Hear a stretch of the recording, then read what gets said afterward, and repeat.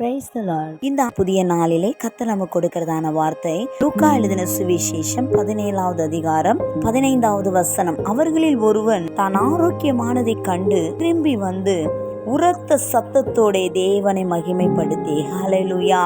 ஆண்டவராகிய இயேசு கிறிஸ்துவினிடத்துல குஷ்டரோகம் என்ற வியாதி உள்ள 10 பேர் சுகப்படுத்துமாறு இயேசுவினிடத்தில் வேண்டி அந்த இடத்துல அவரை பார்க்கும்படி வந்தார்கள். இயேசு கிறிஸ்து இந்த குஷ்டரோக வியாதி உள்ளவர்கள் மேல தயவு கூர்ந்து அவர்களிடத்துல சொன்னார், நீங்கள் ஆசாரியர்கள் இடத்தில் உங்களை போய் காண்பீங்கள் என்று சொன்னார். காரணம், அந்த நாட்களிலே ஊழியக்காரரிடத்திலே காண்பிக்க வேண்டும். அவ்விதமாய் போகிற வழியிலேயே 10 குஷ்டரோகிகளும் இயேசுவின் வார்த்தையின் வல்லமையினாலே சுகமாக்கப்பட்டார்கள். அந்த 10 குஷ்டரோகிகளிலும் குஷ்டரோக வியாதி சுகமானதை குறித்து ஒரே ஒருவன் மாத்திரம் வந்து இயேசுவினிடத்திலே தன்னை காண்பித்தான், அவரை மகிமைப்படுத்தினான்.